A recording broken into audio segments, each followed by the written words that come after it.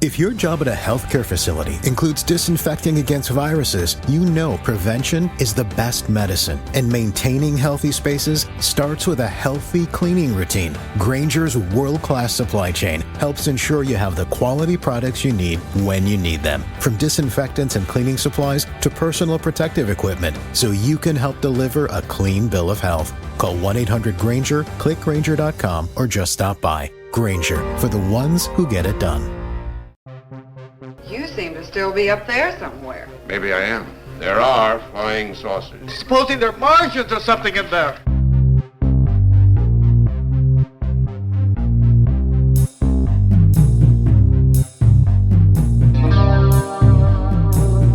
Hey guys, welcome back to another Weird Wednesday. I'm Asherz, and this is... Tobias. Tobias, how was your past 2 weeks? Oh boy. Overall, it was good. I did get my second fucking cold of the year somehow. Well, I know how. I went to a Christmas party and somebody there must have gave me their cold. I don't normally get sick, even once a year. So 2 colds in 1 year, boy, that's like winning the viral lottery. Although, but not like in a good way, and I can't spend it anywhere. But sure you can, but you chose not to, right. Like a decent human being. It's true. It's true. I mostly just stay home. But I'm feeling better. And at the end of the day, it's just a cold, like it was bad enough where I was losing my voice. And so it's not something I could have powered through, because if I don't have a voice, then how am I going to do this? Right. So otherwise, I was basically fine. Because again, like it's just a cold. But yeah, so that aside, things have been going really well. Work on the book continues. Actually that had me thinking that, something that I would like to do for our Patreon, and we'll set a goal for this, like a certain number of subscribers, but there is a lot of content that is not going to make it into this book, like good stuff, like interviews with some very interesting people.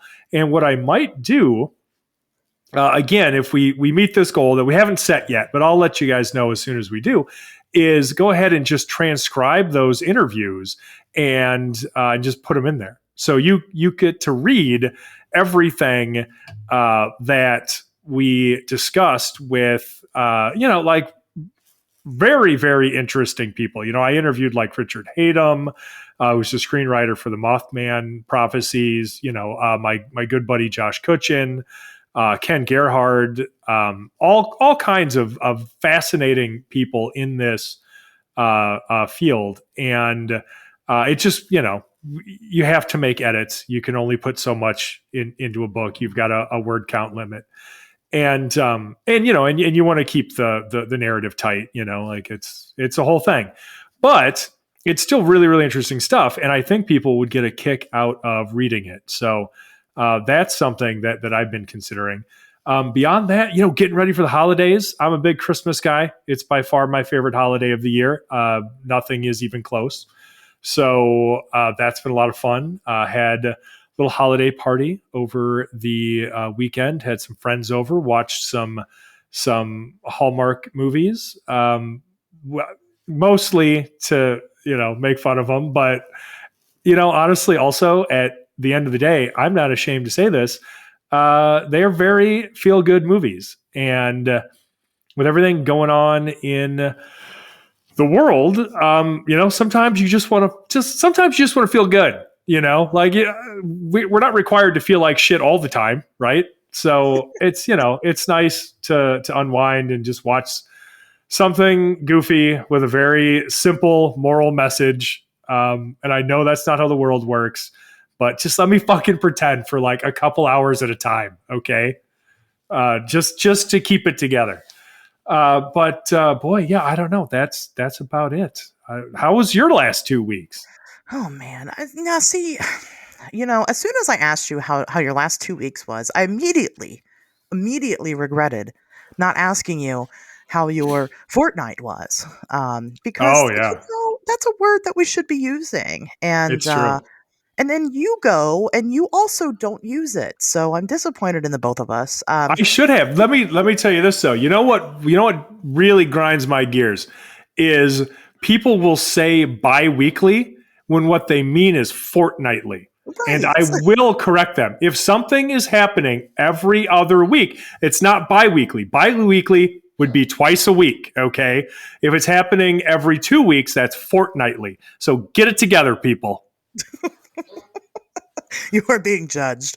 No, I will say this. People missed this last week, and man, that feels good. Thank you guys for reaching out personally and showing your misery because you couldn't hear. I mean, you could still listen to us last week. It's just not a new episode. But there's old episodes you can go back and listen to. But that feels nice, right? Distance makes the heart grow fonder, and I hope that's true because we are getting ready to take a 2-week break. So eat this up while you can, folks, because we're not going to see you again until next year. And that's okay. Anyway, in which time, you kind of mentioned the Patreon. We are going to be hitting that Patreon pretty hard. This time right after the holidays, for me anyway, between like January and spring, roughly, I got nothing else going on. So, so much. So, It's true. I want to do more with the Patreon. I know you want to do more with the Patreon, and now I'm going to have the time to do it. Hopefully Tobias has some spare time to do it as well. It'll be great stuff. So you guys definitely want to go check that out. Patreon.com/Wednesdays Talk. I still haven't told you how my fortnight was. It was good. By the time you guys listen to this, I will be the parent of a teenager, and that is kind of an injustice to the world. Oh boy. Pretty crazy that my kid is a teen now. So I've been doing a lot of that, right? A lot of birthday planning. The holidays are already stressful enough. Then I had to go and get fucking pregnant around St. Patrick's Day, and here we are. How dare I? How dare I? But you could have planned that better, is all. I didn't plan it at all. Is the problem? I didn't think we could have kids, and here we are. Right. It's so interesting. Actually, it's really kind of hilarious. My best friend, her son is 3 days younger than my daughter, and we did not plan that. We were best friends at the time. We didn't plan that. We just happened to have the same drunken weekends. Nice. So that was pretty good stuff. Anyway, probably in the same, at minimum, the same apartment, if not even the same room, because things were wild back in those days. But anyway. So it's just been doing that. Of course, also getting into the holiday spirits. I'm also a Christmas guy, as you said. That's my jam. I love that shit. I love being merry and jolly, and full of love. I've been working my my Christmas job where I get to role play as an elf, and that's still fun, right? Nothing gets you in the holiday spirit more than pretending to be an elf. Let me tell you, it's. I bet. I recommend it. And yeah, watching more Christmas movies. I don't think I haven't watched anything new this year as far as Christmas movies go.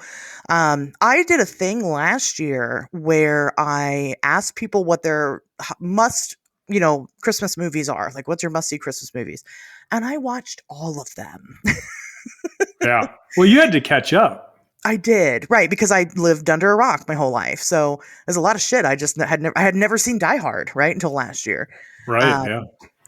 Stuff like that. And so, and I did, and I wrote reviews for him for social media, and I think everybody loved that. And I was like, do I have to do that again this year? I didn't do it again this year. But now it means I haven't watched anything new yet. So I'm going to check out that, Jack Black movie, the Dear Satan or whatever. Yeah. Emily and I watched that. I don't know. It was all right, I guess. I'm gonna check it out. Something you should. new. You watch it and you tell me what you think, and then we can talk about it. Did you watch the last Drive-In Christmas special? Of course I did. There you go. Okay, because I hadn't seen either of those movies before, and they were both excellent. So Rare Exports, yes. And then It's a Wonderful Knife. I liked Rare Exports a lot better. It was just straight up a objectively better movie. It's a Wonderful Knife. I feel was good for what it was. I was not the target demographic for that movie, and that's okay. I think it was more targeted at like teenage girls, basically. Sure. But that's fine because teenage girls need more horror movies. We haven't been making horror movies for them. And so like, that's cool that like people are making horror movies for like broader audiences now. But it was good for what it is. Definitely. That was actually, I lied. Yeah, I had never seen It's a Wonderful Knife before. So that was a new one. I have seen Rare Exports. That was last year. And man, that movie's so fucking good. Yeah, isn't that great? People need to watch that. And, yes, it's got subtitles, but you need to fucking get over it and watch it. Suck it up. Like, there's not that much. It's, we're in trouble. Oh, boy. As the bell tolls, so our life goes forward. That's okay. We also have a lot of news to get into. There hasn't been a lot of news lately in general. And with us missing last week, so we definitely have a good piece of work to get into. So, up front, we'll say this: we're going to talk about the mystery drones. Oh my god, the mystery drones. We're not going to talk about them first, though. You have to sit through my goofy bullshit first. So. Are we ready? Are we ready for some goofy bullshit? Oh, yeah, always. I'll mix it up a little bit. I've got one really fun one, and I've got one that's just, data, basically. So I'll start with the data. With the least interesting. This has been one of the lowest years on record for Loch Ness Monster sightings. When we did this show, I think it was 2022, we had a record-breaking sighting year, actually, for official Loch Ness Monster reports. So, Loch Ness Monster reports, there's an official register of them. It goes through the official Loch Ness Monster sightings register. Oh, yeah. And they have a criteria that these sightings have to meet. Like, it's actually pretty legit. It's way cooler than anything any other group is doing, I think. But this year, there's only been 3 sightings. There was one physical sighting that happened in April, and then the other 2 weren't like visual experiences. It was more, one in September was anomalous sounds that were captured or heard, and then there was one in October, and it was just an interesting sonar picture. Right. So, what's going on with that? How do we go from 2022 having a record-breaking year to 2024 having not the lowest on record, but one of the lowest on record? Tobias, have that's a good question. Yeah, I don't know. I don't have a good explanation for it. I would guess I would need to know more about the reporting structure of the official Loch Ness sightings registry. Because as it stands, I don't really know how they collect reports. I think that they're largely sent to them. I know that there have been other sightings reported through other outlets. One of those is the same guy who does nothing but watches the stupid Loch Ness webcam endlessly. And I'm pretty sure that he's full of shit because he reports all kinds of stupid stuff that is clearly not a Loch Ness monster. So I ignore those straight up. I do. I don't think that they're useful. It's just one of those things. So yeah, I don't know. I guess if you include the other sightings and Nessie news, it hasn't been a completely dead year, but yeah, it is odd that there's only 3 sightings to come through the actual register. I don't know. Too bad. Yeah, we had I remember being a young aspiring cryptozoologist, and there were a couple of years in a row where reports were just slim to none, with most of those years being maybe 1 sighting. And it was Monster Quest came out with one of their episodes about the Loch Ness Monster. And I'll tell you, we riff on a lot of these fucked up shows. I'm a Monster Quest fangirl. Okay. I really like Doug Hychek. I really like a lot of the people that he had on there. I know most of the people that he had on there. I think Monster Quest was a solid show. Now, I haven't watched it since I've been doing what I've been doing because I'm kind of scared that it'll ruin that illusion for me. Yeah. But they did a show on like whether or not the Loch Ness monster has gone extinct because sightings were just so rare. So then, and that was probably, that was like probably sometime between 2005, 2010, where we were having those weird, really no sightings at all. Sure. And then all of a sudden we started having like this boom of sightings, like I said, with a record breaking year in the books. And now, here we are again to next to nothing. And so it just kind of maybe add some more speculation. Some people speculate Nessie travels. Of course it probably does. And comes in and out of the loch. And that's why we can't get good evidence. That's the theory on most cryptids, right? And it, scientifically speaking, checks out, but that's still not good evidence that there's a monster living in the loch sometimes. But sure. I'm holding out hope that our buddies over at Loch Ness Exploration can come up with some more interesting data, I guess. Yeah. So, but it's, that's the non-sexy side to cryptozoology, right? Following patterns and things like that. So, but it's part of it. It is part of it. So we'll see what next year holds. Maybe another record-breaking year. Maybe we're going to have a couple more of nothing. That would be cool to see, kind of happen. Actually, I mean, yes, I love when there's a new report. It's exciting, but, to see a couple years of nothing would indicate a pattern. So we'll see. Fair enough. So here's my goofy shit. Just because, like Tobias says, you can't be miserable all the time. So let's not. So Bend, Oregon, right? The city of Bend in Oregon. There is a googly-eyed criminal afoot. Okay.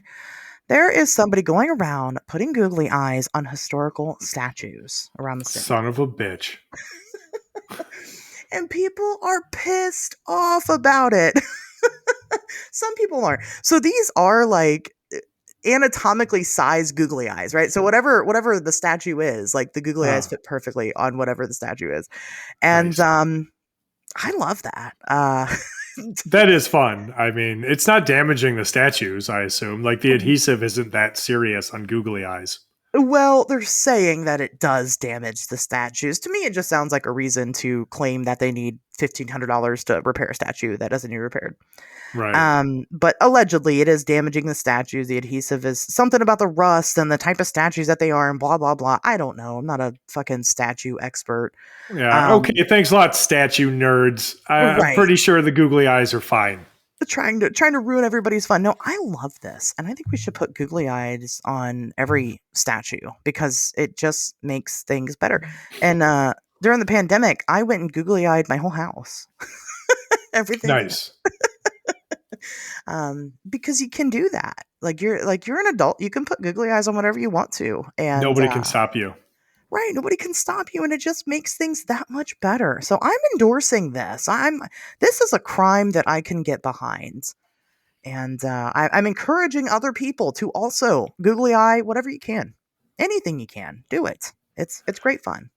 Right. Well, I just, for the sake of argument here, am going to go out and say that I am in no way endorsing any criminal activity, nor do I take responsibility or liability for any criminal activities that may take place as a result of listening to this show. Smart. So that's a smart move. Yes, that's a good idea. We need that disclosure at the beginning of each episode. I think. Right. Have fun googly eyeing. Have fun putting googly eyes on shit. There you go.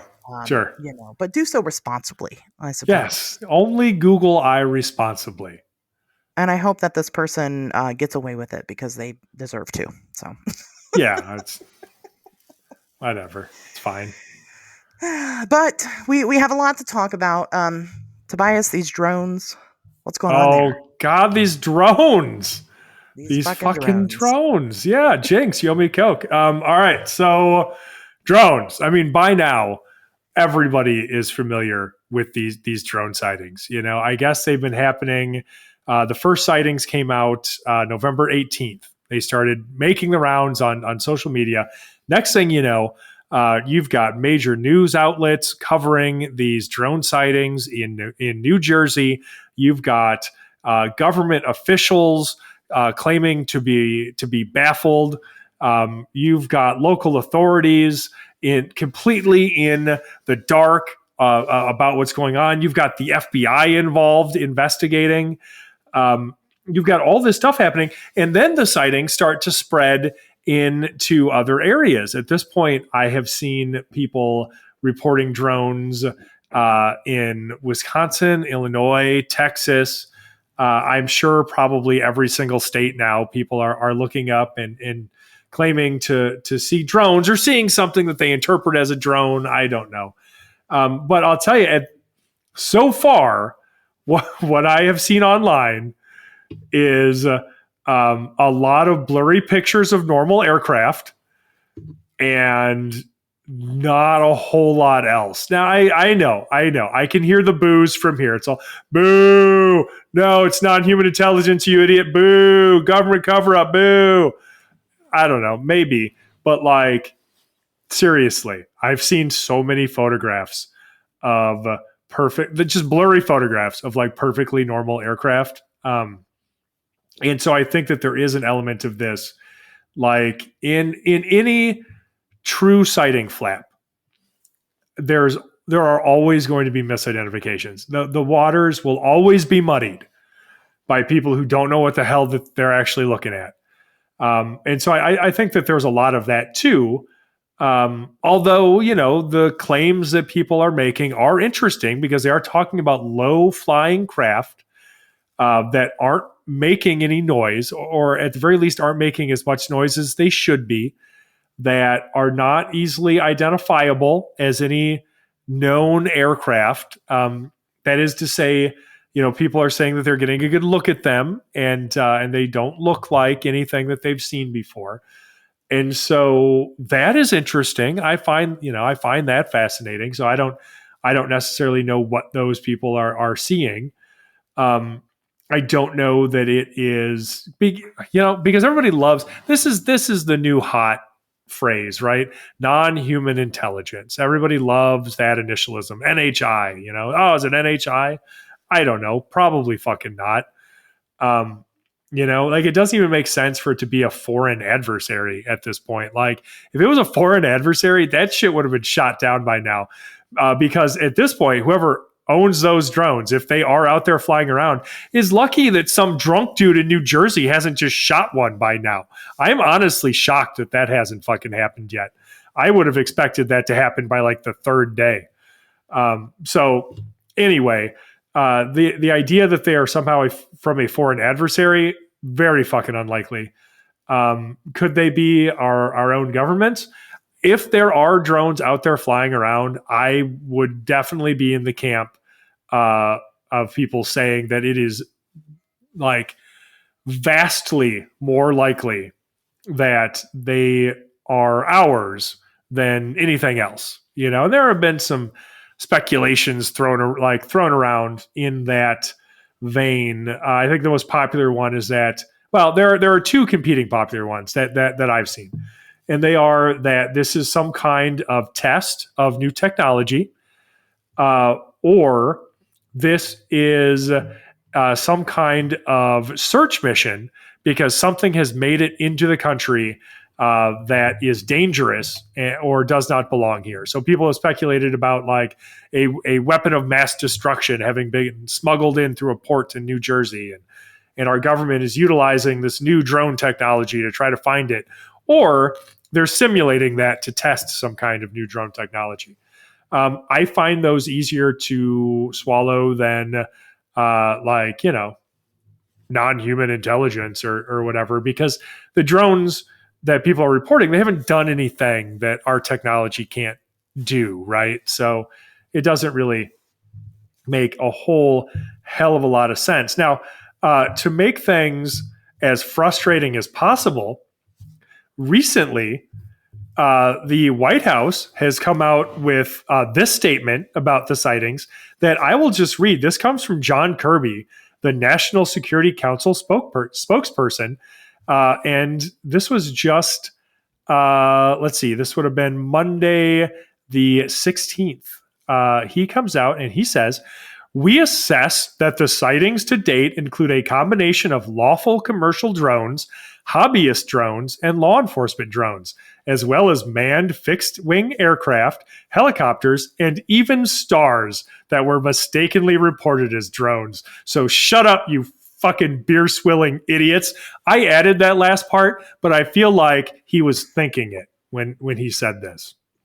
You know what I mean? No, I believe Jack. I believe, who was it? John Kirby. I believe he said John that. Kirby. Yeah. He might have. He said it backstage afterwards. Yeah. He's like, these fucking people.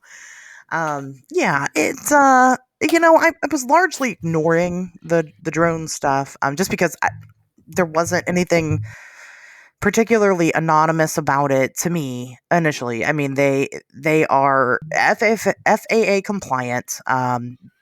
There are really large, impressive drones out there that people own and fly around as a hobby. There wasn't anything that was weird. There was one video somebody sent me of a drone, quote unquote, spraying something, but that's not what it looked like to me. Looked like a light, like a beam of lights. It wasn't really scratching my itch. And then guess what? They end Project Bluebeam. Oh my God! We're gonna talk about why it's not Project Bluebeam here in just a moment. But okay, they end up in my own fucking backyard. These fucking they made it as far as Ohio because they've been in Wisconsin. Yep. So you have to go through Ohio to get to Wisconsin from New Jersey, so that makes sense. And they were coming through, and in the form of shutting down the aerospace around guess where, right? Patterson Air Force Base. So, of course I had to get on the horn because I do know people there, civilians all the way up to, people you would believe, and try to figure out what is going on. Still no real answers. I do have the call. I'll share the call, the radio calls with you guys if you want it. It's on YouTube. It's not a secret or anything. Yeah. Of them shutting down the airspace because of the drones. They don't really report what they look like or anything like that. Just that they have a UAS in the area and they're going to sanitize the airspace there. And what that means is just get all of their shit out of the sky so they don't run into this thing that they can't communicate with. So then that kind of got me looking into it a little bit further. There have been, I don't know if it's related. I'll say that. I don't think it is. I don't think it's related to the New Jersey flap. I guess we'll call it that, I suppose. But there have been this weird uptick in drones flying around military bases. Now, that's been something, though, that's been going on for a long time. Remember all those, UAP hearings that they've been having lately, you guys? That's what they talk about during those things. I know you don't watch them, and you shouldn't watch them because it's not anything. But that is what they're talking about, is that they're constantly having drones in and around their bases where, for whatever reason. So that is a little bit anomalous, but like I said, I don't think it's really related. I just think that this story took off. It caught steam. So now everybody's reporting every single dot in the sky as anomalous, and it's not always. Right. These particular ones that are seen around places where because you can't just fly around the base. Like, you're not allowed to do that. But it's not really enforced either if you do. So, it just tells me that either this is some type of practice that they're doing with, maybe, like you said, Tobias, like people are saying, it's some type of new technology that we are trying out. If they're doing a drill, they're doing a drill to the T. So they're still going to do protocol like exactly as the way they're supposed to, even if they know it's a drill. So you're not going to get those radio calls where it's like, oh, by the way, this is a test. They don't do that shit in the military. They act like that shit is actually happening. And we wouldn't know that it's a drill and it's a test, because that's kind of the point of having the military and them testing out their shit, is to not really put all that information out there for whatever reason, right? They don't want they don't want another country that's an adversary to have an edge if we have come up with something cool like nuke sniffing drones. Sure. But that, to me, that's all it seems like. And that's why they're not being shot out of the sky, is because we know what they are. We just don't have to say what they are. And I think it's silly. I think it does cause panic. But at the same time, it's always been this way, and it's nothing new. They're not aliens. I can tell you that. Aliens are not FAA compliant. They don't give a fuck. Unless that's what they want you to think. Okay, in 45 seconds, explain why this isn't Project Bluebeam. Oh God, this is not Project Bluebeam because Project Bluebeam follows a specific set of circumstances. A very specific set of steps have to happen before the alien invasion happens, including humans developing telepathy and also all of the world's gods coming together and forming one god, and we create a one world religion before the aliens take over. Wow, you did that in like record time. That was really impressive.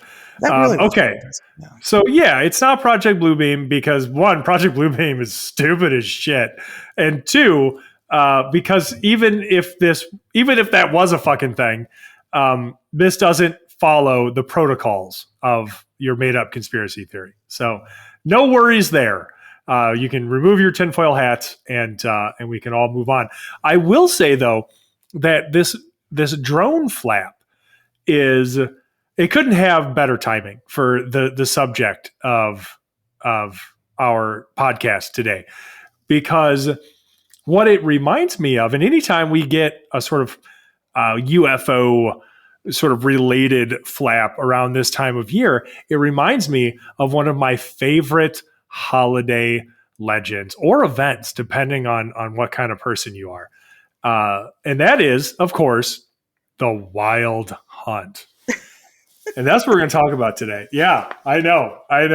I'm excited about it. I know you guys are excited about it. I am too. I'm excited because I know how excited you are about this. Sure. I know Tobias loves talking about the Wild Hunt, and we all should. It is super interesting. So, we're gonna tell you why you should be excited about it if you aren't aware of what it is or what it means or how it applies to modern day. So with that being said, Tobias. Okay. So yeah, I'm gonna start with a little bit of background. Okay. And so just to be completely upfront, if sometimes it sounds a little bit like I am reading this, it's because I'm literally using my book as research. So if you do ever want to find out a little bit more that maybe we couldn't fit into this episode, or just more stuff about weird holiday traditions and how they might relate to modern anomalous phenomena, go ahead and check out the Singular Fortean Society's Yuletide Guide to High Strangeness, because you might enjoy that. Anyway, shameless plug aside, we're on to the Wild Hunt. So during the Yuletide season, it is said that the Anglo-Saxon god Woden, known more popularly by his Norse name Odin, so I'm sure you're all familiar with that one, leads the Valkyries and Einherjar, which translates basically as the souls of people who died in battle, astride spirit horses on a spectral hunt late at night, accompanied by packs of vicious supernatural hounds. So the souls of the dead are sometimes said to be carried on the winds of storms, and Woden is regarded as the god of both death and the sky. So it really seems only appropriate that he be the one to lead these spirits in their nightly pursuit. So this is a tradition that exists in a number of different European cultures, and it has many different names. So I'm not going to try to pronounce all of these names in their native languages, but I will go over sort of what they translate to. So in Scandinavia, you might hear this referred to as Odin's wagon. In Sweden, someone might say, if they hear a loud noise at night or the wind's really howling, they might say Odin fares nearby. Or in Germany, you might hear it referred to as Odin's hunt, right? Also, let's see, we've got terrifying ride in Scandinavia again, Odin's army in Middle High German, or the Furious Army, or once again, the Wild Hunt. So all of these different names, all of these different cultures for the same thing. Okay, so we have a basic idea I think, of what the wild hunt is, but it also takes many different forms. So it's not just Odin leading this wild hunt, right? There are other people. So over time, a lot of these traditions, like these pre-Christian traditions, like post-conversion, they like the story gets changed, and often you'll see like the mythological figures will be replaced with like Christian figures. So in this case, you might see a similar story, only it's the devil leading this hunt, where once it would have been Odin, or who are some others? There's a wild huntsman known as Hucklebrand, or Huckle. Jesus, it's not that easy to pronounce these words, so cut me some slack. Hucklebernd, or Huckleberg, or Huckleblock. Most of those just sound like you're clearing your throat, but I swear to God, it's a real guy, and he's the wild huntsman. Well, I mean, in all fairness, you have a degree in fucking English, not any other language. It's true. So. Right. Thank you for that. Absolutely. But there are other figures too. So some of the more interesting ones to me are the some of the female figures, right? So you've got, for instance, Perkta, known as Frau Perkta, right? She is a leader of the wild hunt, but she's described as a wrinkled old hag with sharp eyes and a hooked nose, or in a surprising twist, sometimes a beautiful young woman. I know what you're all thinking. That doesn't make any sense. It's not supposed to make sense. She's a witch. She can look like whatever she wants. Just know this: in every form, she always has the same pure white hair. I guess if I was a witch and I could take on any form that I wanted to, I would sometimes change to my scary witch form, just like for the shits and giggles. Yeah, absolutely. Just be like, you know what? I don't feel like getting hit on today. I'm going to take on my scary form. I could be a witch. You take some random person home from the bar and everything's going great, and then I don't know, I start not having a good time, and I'm like, you know what? It's time to go. Yeah, absolutely. Super convenient, right? So yeah, ladies, don't be afraid to take on your scary witch form. Like, you don't owe anybody anything. All right, so she is also associated with the Germanic goddess, or goddesses rather, Frigg and Holda, for her interest in the spinning of wool, domestic cleanliness, and children. So yeah, the last entry on that list, of course, is the saddest and most disturbing, since in lieu of Valkyries and dead dudes who died in battle, Frau Perkta leads an army of dead children. Yeah. Well, someone's got to, Right. I mean, they got to go somewhere. One of the most popular stories told about Perkta, actually, I've got a copy of it here. I'll just read it. It's not very long. It goes like this. A young woman had lost her only child. She wept continually and could not be comforted. She ran out to the grave every night and wailed so that the stones might have pitied her. The night before 12th day, she saw Perkta sweep past not far off. Behind all the other children, she noticed a little one with its shirt soaked quite through, carrying a jug of water in its hand, and so weary that it could not keep up with the rest. It stood still in trouble before a fence, over which Perkta strode and the children scrambled. At that moment, the mother recognized her own child, came running up and lifted it over the fence. While she had it in her arms, the child spoke. "Oh, how warm a mother's hands are! But do not cry so much, else you cry my jug too full and heavy. See, I have already spilt it all over my shirt." From that night, the mother ceased to weep. So, if you're anything like me, you're probably thinking, what the fuck, right? Like, this was a story we told around Christmas, but it's true. Christmas was not always associated, with Hallmark movies and the sort of light and happy, bordering on saccharine, probably sometimes, stories that we have today. This was the darkest time of year, and that was reflected, I think, sort of metaphorically in the stories that people would tell. Now, Perchta's treatment of any girls or women who failed to meet her standards in the completion of their chores was almost as morbid. Yes, almost as morbid as the story I just told, but decidedly more gruesome. So it was expected by her that all weaving had to be done by 12th day, that one's house be kept clean, and that a traditional bowl of porridge be left out as an offering. Now, that last one was the least important one. You really needed to make sure your weaving was done and your house was kept clean. And then if you had time, put out some porridge. But for sure, do the first two. Because if you didn't, she would disembowel you and stuff the empty cavity with rocks and straw. So I'm so fucked. I haven't weaved all year. You got to catch up on your weaving.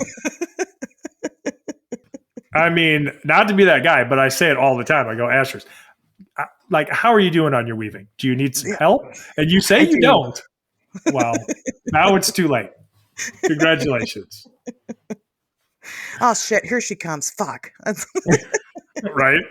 I guess I'm a scarecrow now. Oh, well.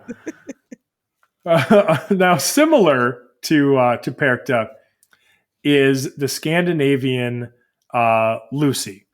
And some people may know her better as Saint Lucia, which would be the post-conversion Christian version of Lucy.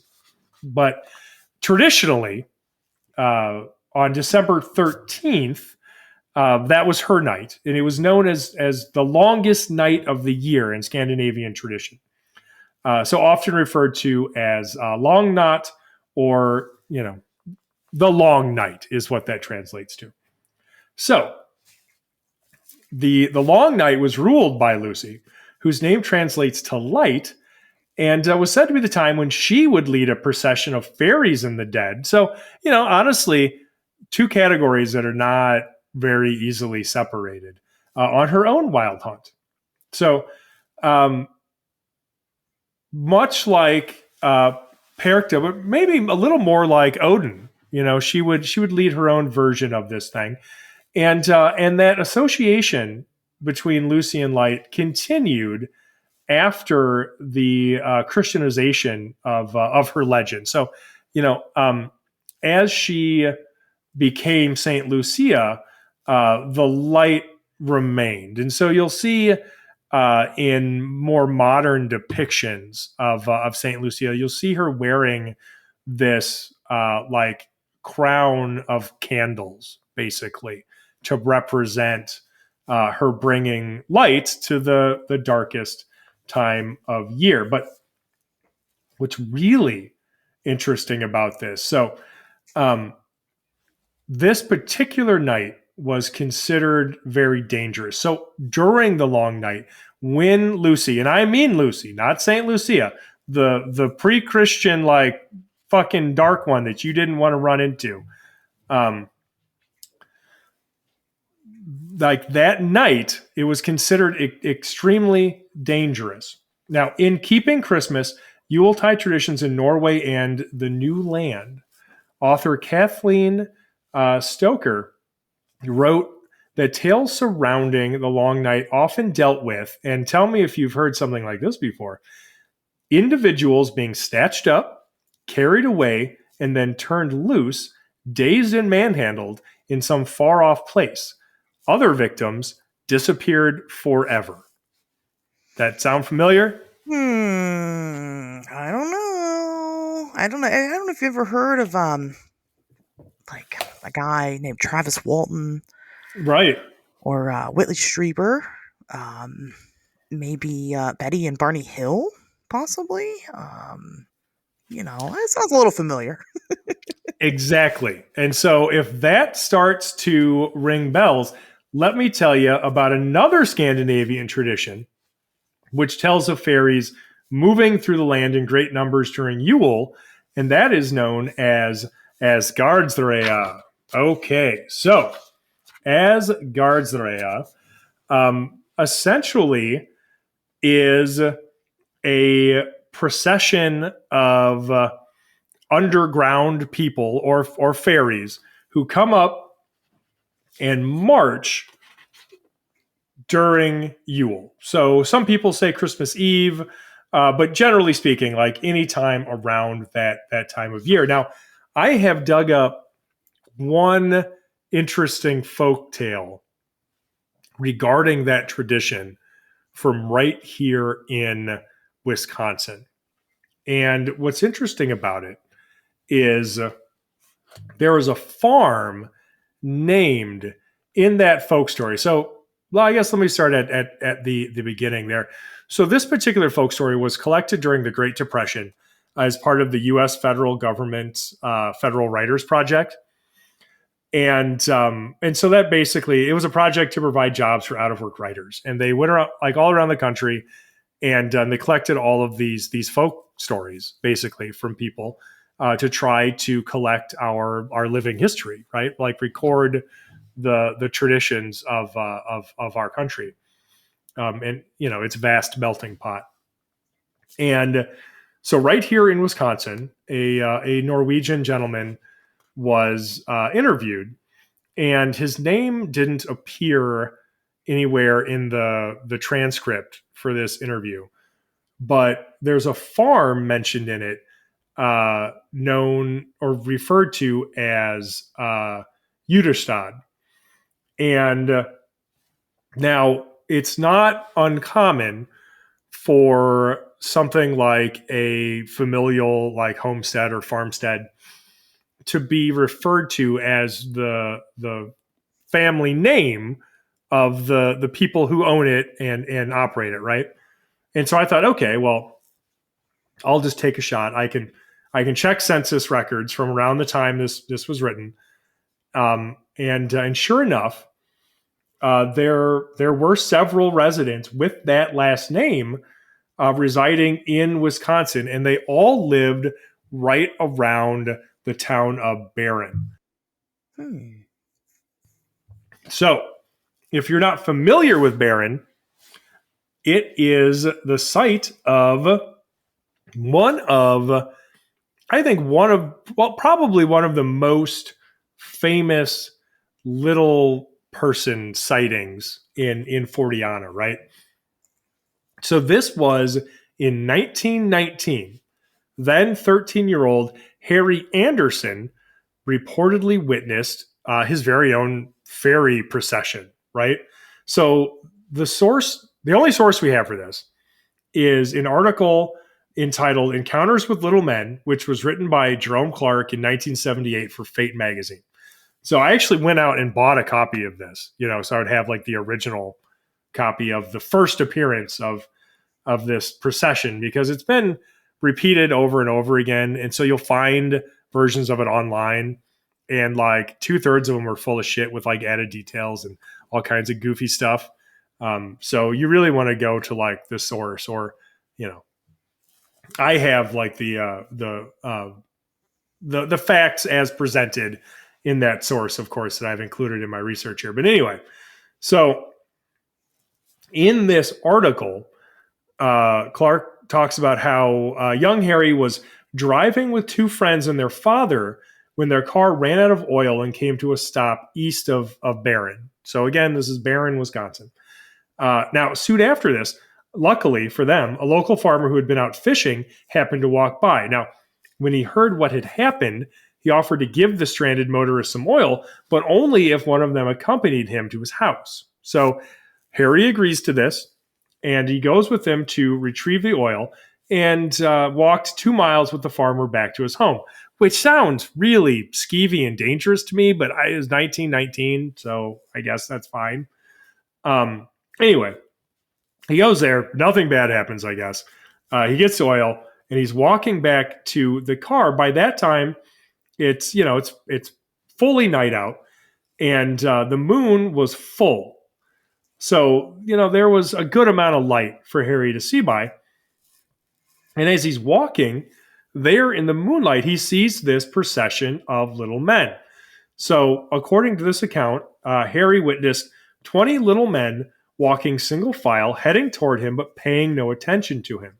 Their heads were bald, and the figures were dressed in leather knee pants, held up by suspenders over their shoulders. They wore no shirts, and their skins were white. They were mumbling, but apparently not talking with one another, which is another familiar detail, I think. Mm-hmm. So Harry was naturally petrified with fear and quickly continued on his way, not daring to look back. And, the rest of the story kind of plays out the way we've seen over and over and over again, where, he wants to tell people, he tells his friends, they all laugh at him. He tells his wife much later, and she believes him. And I think his mother ended up believing him, but otherwise he just didn't want to talk about it much because people were real shitty about it, and I think that's a shame. But anyway, why that is interesting to me is this synchronicity between the name Judestad, referring to this particular farm in this story that I haven't even got to yet because I've done one of my world famous Tobias Whalen digressions. I know. But anyway, the synchronicity between the name of that farm and like the town of Barron, and then the fact that Barron hosted this procession of little men, because what the Asgarðsrea is, as I said, is this fairy procession. So if you will all indulge me again, there's like just a few paragraphs that I would read from this transcript. So again, this is from the 1930s, a Scandinavian resident of Wisconsin relating what this tradition is. So, as he said, Asgarðsrea is something peculiar to the Scandinavian countries, perhaps especially in Norway. On Christmas Eve, the underground folk seem to get together in flocks or considerable numbers and go from place to place. And as they move about, they make much noise. Some describe them as hilarious and jolly. Others say they indulge in howlings and screechings as they travel about. It is generally conceded that all kinds of fairies feel themselves under a certain ban, non-Christian and condemned to be shut out from heaven. Learnedly and solemnly, through centuries, so-called Christians have discussed the status of fairies as to the question of final redemption and heavenly felicity. Perhaps most of our ancestors inclined to the belief that fairies will eventually be saved in a manner similar to so-called humans, and fairies perhaps join in this hope. But as centuries drift by and their status seems unchanged, they have become restless. It is at Christmas that they express their dissatisfaction mostly. Therefore, on Christmas Eve, all decent and normal humans try to be at their homes early in the evening. But humans are subject to accidents, carelessness, and some to bad habits, such as drunkenness, and some do not reach home in seasonable time. If they are away, they are liable to encounter Asgarðsrea on their way home. Okay, so again, without having to read this whole thing, because this is super long, basically what he's talking about is people out and about running into these fairy troops and the various bad things that can happen to them when they do. So he says something like, I never heard that Asgarðsrea ever injured anyone severely, but usually those they encountered were badly harassed and half scared to death, and sometimes weak persons were never quite right again after they had met Asgarðsrea. So, boy, again,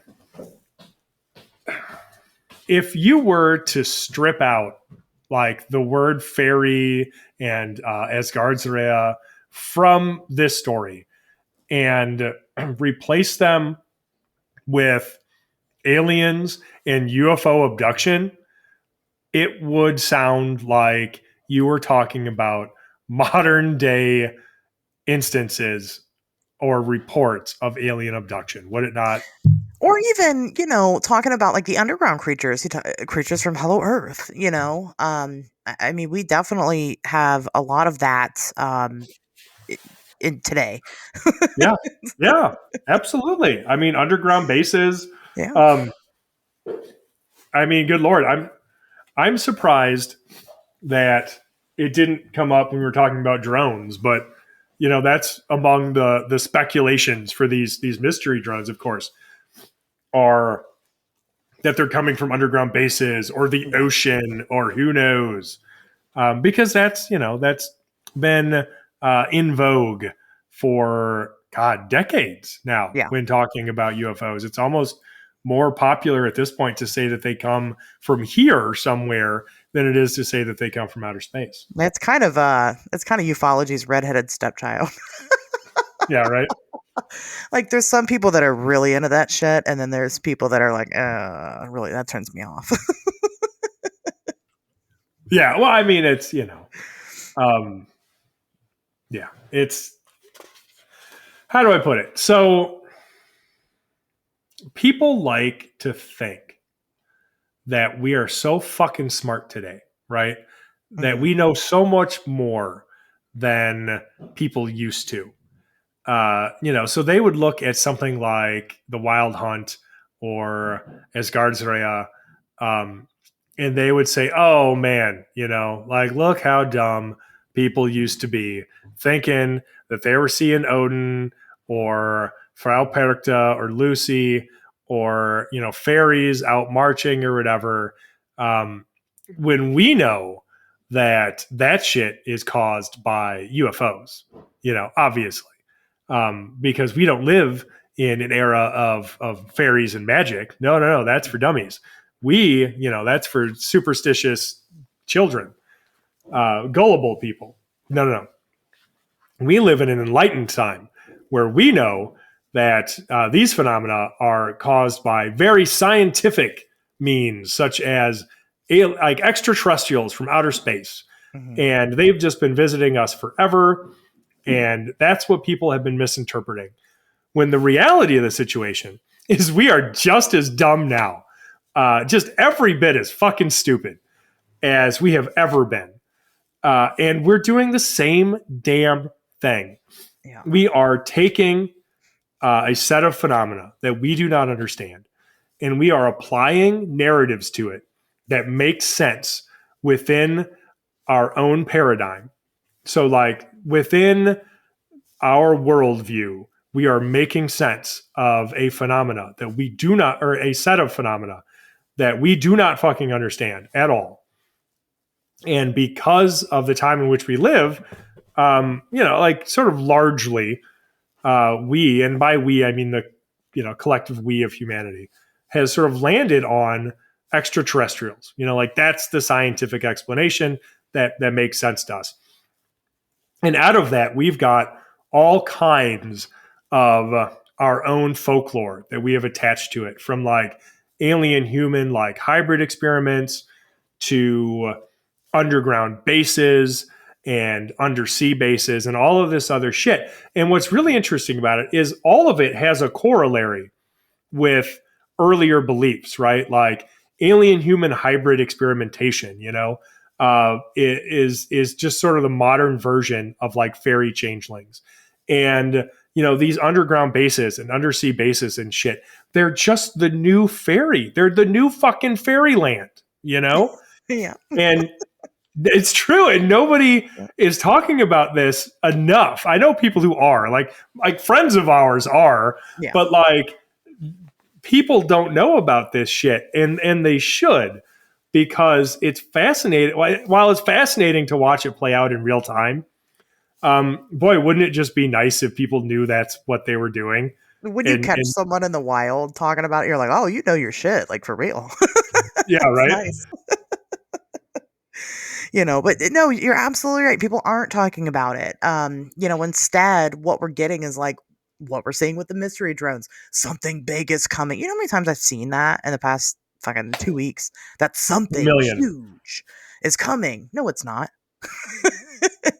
It's not. Feel free to prove me wrong. I'd love that shit, but it's not.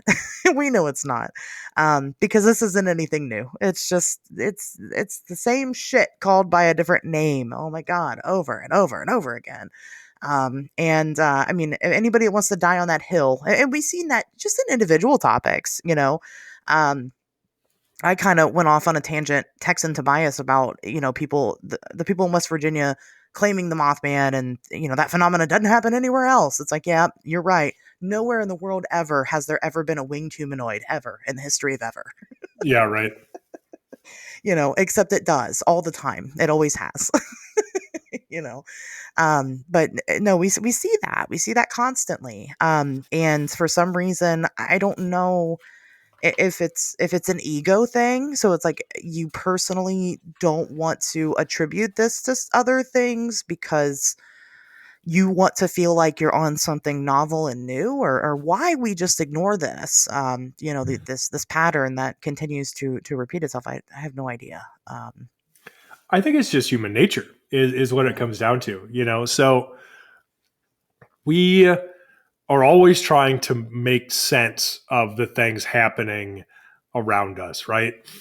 But we haven't changed any, you know what I mean? Like fundamentally, biologically, we are essentially the same and have been the same for thousands of years, right? Mm-hmm. So we have the benefit of generational knowledge. And that's why, being able to learn from other people's mistakes has given us this false sense of superiority. But if we didn't have the intelligence to do that, nothing would ever change. We're not special.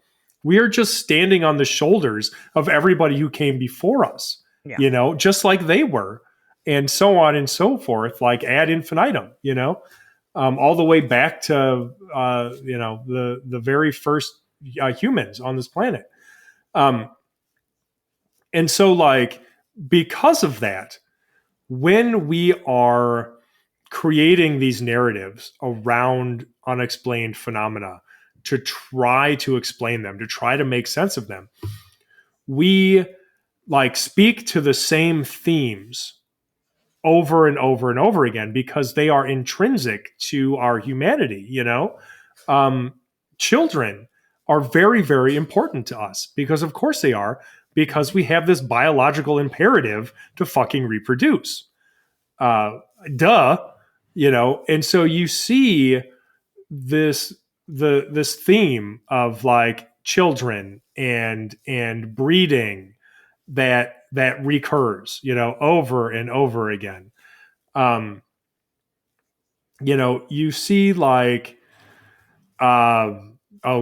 death obviously is a huge one. And so you see death as a theme and rebirth and the afterlife and these kinds of things replay out over and over and over again. And you see that shit in ufology all the time too. Mm-hmm. You see this sort of spirituality that gets applied to it, again, which is just this sort of inborn human need, to explore things outside of ourselves. And it says more about us, I think, than it does about any of this stuff that's happening, because look, when somebody says something like, oh yeah, I know that we're being visited by the intergalactic space brothers and they're here to bring a message of peace and whatever. And you're like, oh, cool. Do you have a source for that? And their source is always, I made it up, So. Okay. Yeah. I mean, it is. And so there's nothing to it objectively, but it speaks volumes to what motivates us as human beings. And the fact that you see this stuff over and over and over again, Especially, or I keep going with themes all day, things like, like this Messiah fucking obsession we have forever, like who's coming to save us? Whose fault is it when bad things happen to us, and who's going to save us from them? Yeah. Shit, we've been singing that tune for all of recorded history. Yeah. And it's not new now, because you see the same things replaying over and over again in like modern ufology. When you hear people talk about like capital D disclosure, and when will the non-human intelligences force catastrophic disclosure, and why are they here? Do they want to help us? Like, are they already helping us? Do they want to save us from nuclear annihilation? And all of this stuff. And it's just the same shit over and over and over again. And it, like I said, it just speaks to our human obsessions so much more than it does any kind of actual objective reality surrounding any of these phenomena. Yeah, right. And the words are interchangeable. Take the non-human intelligence and make it the gods. When are the gods going to be here to save us? When are they going to save us from the relentless diarrhea that we're all dying from all the time? Oh my God, soap, they've delivered. It's thanks gods. Thanks gods, right? And then we find out, oh, it's actually microbes. And it's just, it'll be something else in another 100 years. Whatever that looks like. It'll be interesting to see what it looks like. I won't be here for it. Tobias might, but I will. Yeah, thanks. Not me. But no, you're right. I mean, it is the same shit, trying to grasp some type of understanding. However, Tobias, you're wrong about something. I'm going to tell you what it is. And my boy, John Keel, is going to back me up. Oh, well, I already know I win this argument, so go ahead. It's obviously, Tobias, what you're missing in all this, if you've read John Keel, is that it's not us that controls the phenomena. No, nay, it's the phenomena that plays off of what we're doing at the time. Yeah, which is real dumb. And I'll tell you why. I just had this conversation the other day. And let me use Mothman as an example because it's fresh on my mind. If the paranormal phenomena is mirroring us in that way, why don't we see more of it like within the phenomena themselves? So using Mothman as an example, right? So regardless of whether or not we attribute any connection between Mothman and the Silver Bridge disaster, that's become a popular narrative to the point where like it is firmly ensconced within the Mothman legend, right? Oh yeah. So why don't then we see any like Mothman sightings prior to disasters? Now, people mention them after sometimes, and those people are full of shit. Yep. Because the only time anybody that we know of has reported one on the record in a way that can be proven prior to any disaster was the Silver Bridge. And I don't think either one of us thinks there's any actual connection there, but that's the actual truth of that. Is that, yeah, there were sightings reported prior to the Silver Bridge. Okay, great. But that hasn't happened since.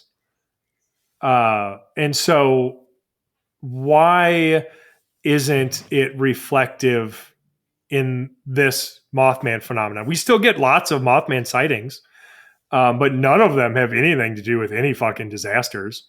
There's no big tragedies involved most of the time, right? And so I just guess I don't get, or I don't think that these phenomena are reflective based on our own narratives so much as I think that they are like, they sort of exist besides and even influence our narratives, right?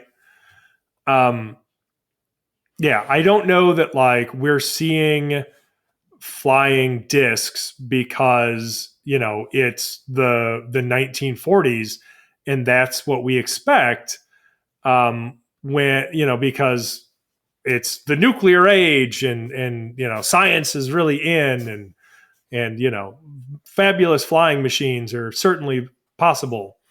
Or if we believe that these things are possible because we're seeing flying discs. You know what I mean?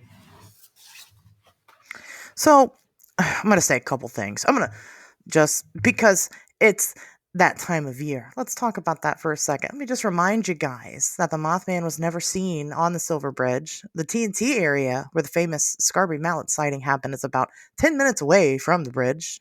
Tobias, you've been there, And Oh yeah. also, there were more witnesses, Mothman witnesses during that time in Ohio than there were in West Virginia. Yes. These are the fast facts, and these are the silly things. Oh, well, that Mothman was seen at the Silver Bridge, so therefore it collapsed. No, that's not how that happens ever. Anyway, no, you're right. Well, why don't we see Mothman then around bridges? We see the Goat Man around bridges all the time. Yeah, I don't think that's true because I don't think anybody's seeing the Goat Man anywhere. But yeah, no, you're right though. Just Yes. saying, it's weird that we don't ever. I think the only Mothman bridge connection that maybe it's like I think there was the one where the bridge had collapsed on the night of the Mothman Prophecies movie premiere, but like that's just also like a numbers game. That bridge could have collapsed any day. It just happened to be when Mothman Prophecies was in theater. That was it. Right. And people were like, "See." Anyway, I'm getting off of that for a second. Okay.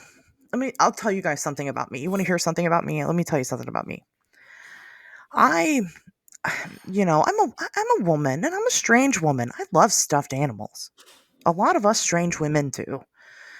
We love a good stuffy. Okay. I'm going on record and I'm telling you guys officially that I love stuffed animals. Now, before I said that statement, if you went around telling everybody that I love stuffed animals prior to you hearing about that, how can you speak for me? I'm going somewhere with this, I promise. Okay.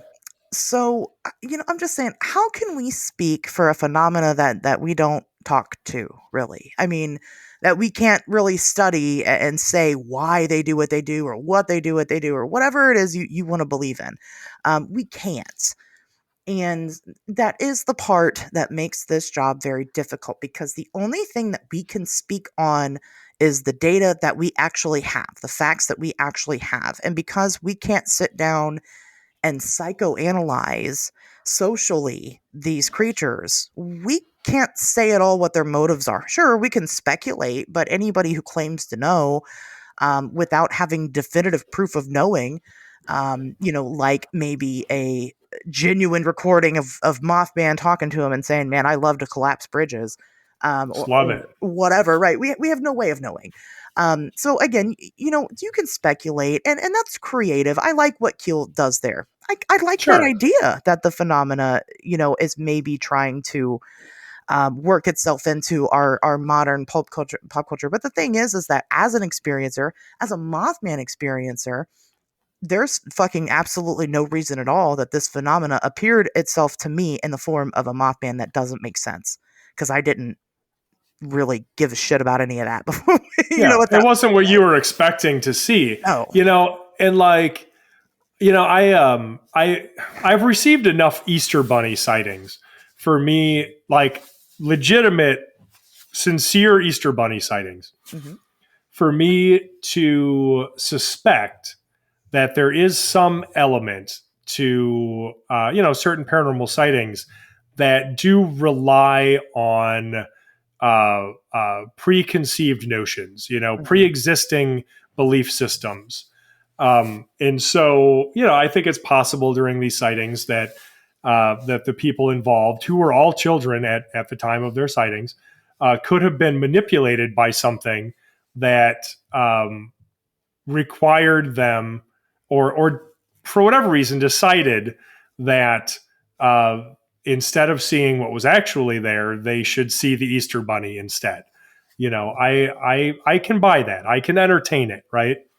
But I think also people, again, have this blind spot in the modern era where they forget about interpretation. Like they just think that because we're so damn smart now that we just all fucking see everything objectively, and certainly, our mind isn't filling in the details, and we aren't subject to any sort of like biases or anything. Oh God, no, not in the enlightened year of our Lord 2024. No, I mean, of course we are. And so I think that this has been happening for a long time. And so when people see something that they can't explain, or that is so far outside of what they can imagine, that they struggle for the words to describe it, they do their best. And so, for instance, when you've got Kenneth Arnold talking about these delta-shaped craft, skipping across the sky like saucers over still water, nothing about that necessitates that they are any kind of technological craft necessarily. That's where our minds went, because that was the era in which we lived at that time. Again, like this is the nuclear age, and we were making great advancements in like aerotech at that time. And so, yeah, of course, that's where people's like imaginations went. But that doesn't mean, for all we know, what he was looking at was a herd of fucking sky beasts. You know what I mean? Like it could have been a lot of different shit, even if it wasn't something prosaic, even if it was some weird, anomalous, mysterious fucking thing. It didn't have to be some kind of ship. Didn't have to be any kind of technology. It could have been a lot of things, but that's not how we interpreted it, because that's not the lens through which we viewed our reality at the time. And that doesn't have anything to do with the phenomenon. It has everything to do with us. And I think that is just a big blind spot for people that they miss all the time. Because again, we think we're so fucking smart now as opposed to everybody else in history. But look, brothers and sisters, I am here to tell you, we are just as dumb now as we've always been. And don't you ever fucking let yourself forget it. Yeah.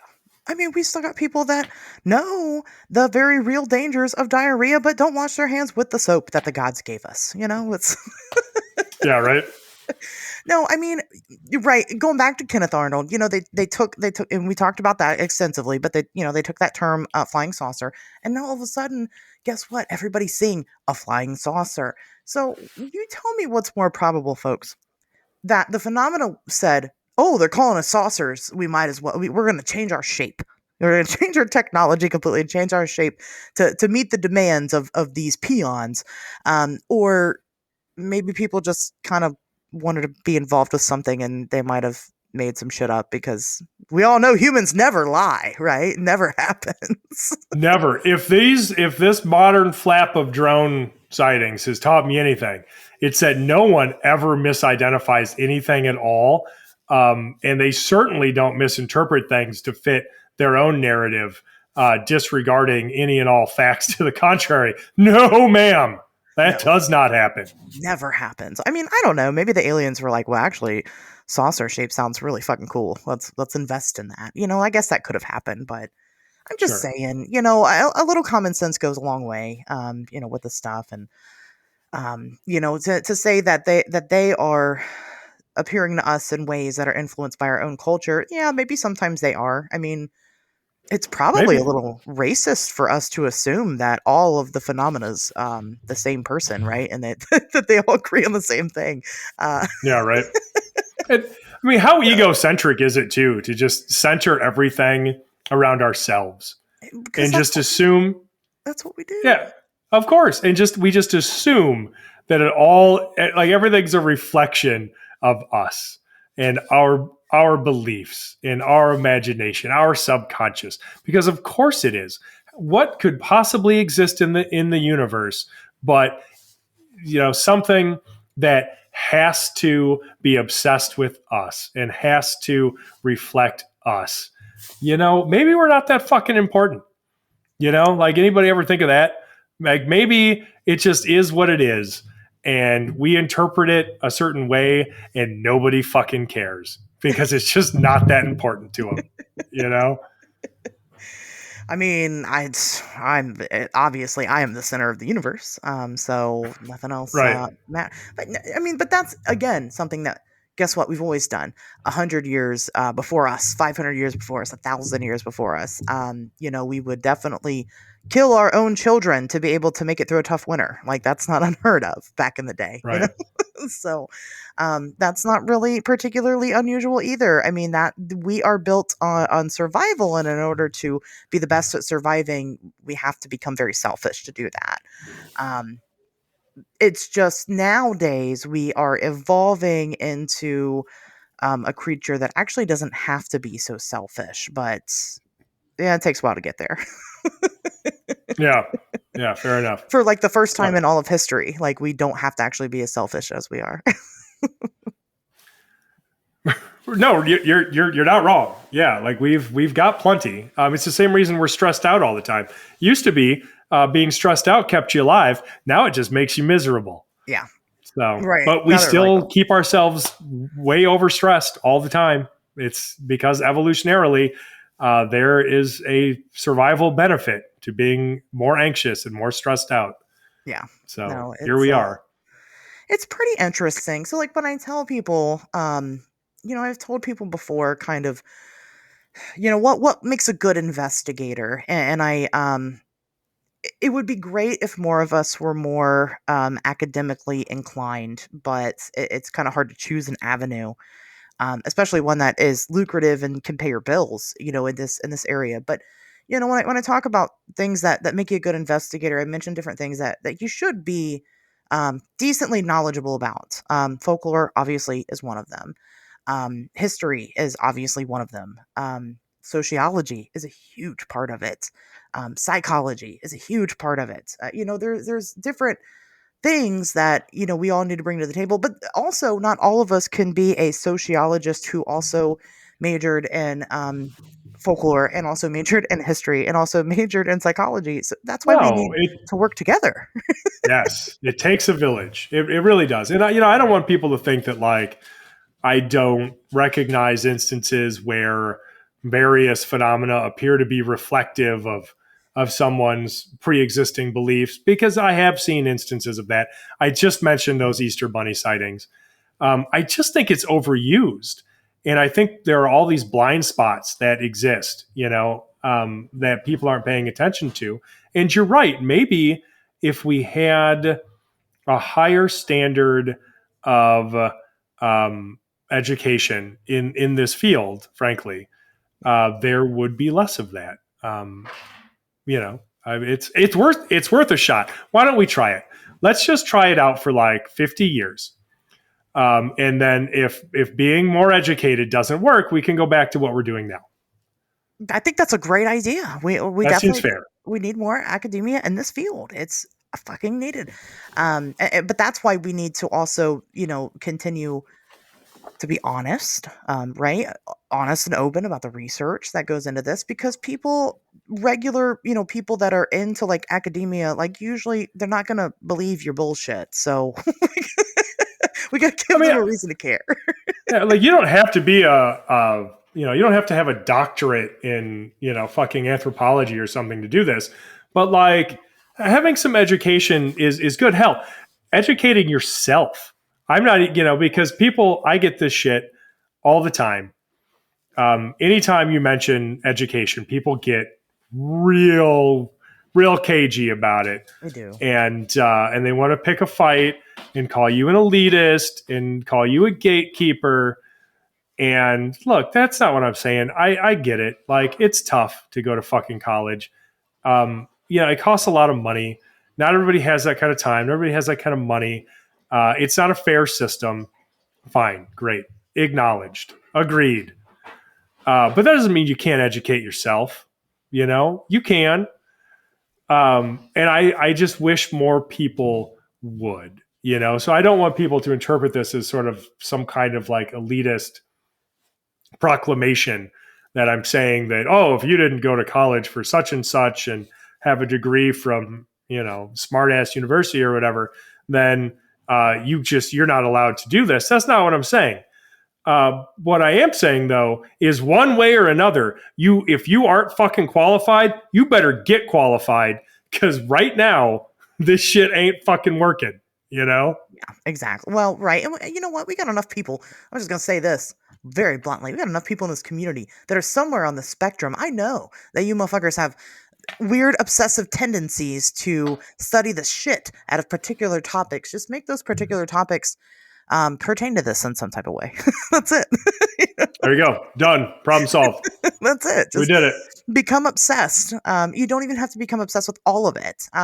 Just pick a fucking topic and like that's your thing, and become really fucking good at your thing. Because we need that. We need more specialists. I think that's what I think. But we need those specialists to also work together. So don't be an asshole to others. Yes. First and foremost, and above all else, don't be an asshole. Okay, so yes, we've been on our soapbox for a little while now. Yes. Do we want to talk about some more modern instances of the wild hunt? That is to say, sort of the modern day version. Yes. Because one of my favorites, and I would put this sort of in the realm of Asherz, right, is the December 26th, 1985 abduction of Whitley Strieber, right? Oh, yeah. Yeah. No, this is uncanny in its resemblance to like stories of the wild hunt. So, okay, if you're not familiar, first of all, really? But second of all, okay, it's not everybody knows everything. It's fine. So Whitley Strieber, of course, is still a pretty big figure in this field. He was a horror author prior to writing the book Communion, which it was the first book he wrote in this field, and it chronicled his experiences so far in dealing with alien abduction in his own life. So that December 26, 1985 experience that I'm about to get into was the first naturally recalled experience that he had. Now, he would later go on through, what I would consider some fairly controversial means, that is to say hypnotic regression to, I guess, supposedly remember more events. I'm not a big fan of hypnotic regression, but that's not the point of this episode. So, December 26, 1985. Strieber was with his wife and son at their quiet, isolated cabin in upstate New York, celebrating the holiday season. He had gone to bed that night after indulging a peculiar habit he had developed the previous fall, possibly linked to another incident with the strange visitors who would so profoundly impact his life. After putting his son to bed, but before retiring for the evening, he would set the burglar alarm, which itself doesn't seem unusual, but then he would make a tour of the house, peering in closets and even looking under the guest room bed for hidden intruders. Okay, which is kind of weird, honestly. Like, you're at your cabin, you should feel safe. That feels like a lot of extra work to go through out of some kind of vague sense of paranoia. So, having completed the ritual, he and his wife then went to bed sometime before 10 o'clock and were reportedly asleep by 11. So, then, on this cold and cloudy December night, Strieber awoke suddenly. Strieber wrote in Communion that, he said, "I was not asleep, nor in a hypnopompic state between sleep and waking. I wish to be clear that I felt, at that moment, wide awake and in full possession of all my faculties. So, I mean, picture it. It's the middle of the night. He's lying there in the dark, having awoken suddenly, and he hears this, what he described as a peculiar whooshing, swirling noise coming from the living room downstairs. So, honestly, that reminds me of nothing so much as the clamor and racket, or hell, even just the howling wind that is often associated with the wild hunt. Like we've been over this, people. We just talked about it. Like it's the same damn thing. Anyway, so instantly he realizes that like this is no random creaking. It's not the house settling. It sounded like a large number of people were moving rapidly around in the room. So, he sits up trying to understand what it is he's hearing, because outside the night is calm. Like there's no wind. Their burglar alarm is still armed. Like nothing weird is happening there. So whatever's making that noise, like it's not the weather. It's not some normal intruder, right? So right now, despite being afraid, he decides that he's just going to settle back into bed, I guess, because like, what else do you do in that situation, right? He had what he described as like some sort of strange feeling, like some sort of sense came over him. Like he found it odd that he didn't react more than he did, So, which I get, having been in a similar situation, I never really reacted necessarily in a way that people, I guess, would expect. So he lays back down and he notices movement at the bedroom door. And at this point, things kind of lead into what we would conceive of as sort of a traditional abduction narrative. So he's approached on his bed and taken out of his bed and lifted through the air to a number of locations and, probed and prodded and all of that stuff. But what is interesting is the way that he describes some of these figures. So his first figure he sees, he describes as a compact figure edging around the door and into their bedroom. He says it's too small to be a person unless a child, estimated it to be about 3.5 feet tall. So he said it had a smooth, rounded hat on with an odd sharp rim that jutted out easily 4 inches on the side I could see. From shoulder to midriff was a visible third of a square plate etched with concentric circles. This plate stretched from just below the chin to the waist area. Beneath it was a rectangular appliance of the same type, which covered the lower waist to just above the knees. So it's wearing clothes, and it's wearing weird clothes, which again is something we've seen before. Everything about this screams fairy procession, Asgardia, wild hunt to me.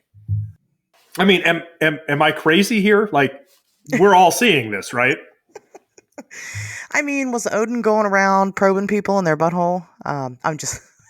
I mean, maybe. Was that part of the wild hunts? The wild hunt for ass? Is that what it was? It is now. It can be. Yeah. I'm just kidding. No, you're absolutely right. And of course, Whitley Strieber, somehow we've never talked about on this show before. I mean, we've mentioned him, but like we've never done like a Whitley Strieber breakdown. So thank you for the Cliff Notes version there, Tobias. Eventually we'll get into it, but no, you're absolutely right. That is very interesting. The clothes is interesting. I don't know. I find that respectful, I guess, all things considered. Yeah, right. Some weird little dude. Because too often these days you'll get people being abducted by just buck-ass naked grays. Yeah. And nobody consented to that, grays. Put some clothes on. Put some pants on. Nobody. But I guess I don't know, they did it for Whitley. I don't know why. Yeah, no, I mean... yes, at least these had some sense of propriety, and they were wearing some kind of clothing. Now, there's one other that I wanted to get into just like real quick. And probably we're not going to spend a lot of time on it, but it's interesting. And that's the December 26th. That's a little bit of a synchronicity, I guess. 1980, Rendlesham Forest UFO sighting. So if you think of this in turn, now I know this is a controversial sighting. There are going to be people who say that it's been explained away, and just as many people who will say that it hasn't. For the purposes of our argument, we don't know definitively one way or the other, you know. So in terms of like viewing it from like a phenomenological standpoint, we're just going with it's unexplained for now.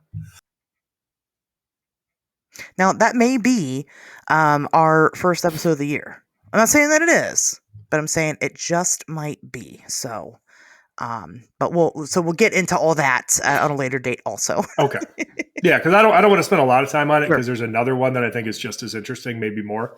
But if you look at this for what it is, you've basically got this mysterious light that is flitting about in this forest, and people go out chasing it.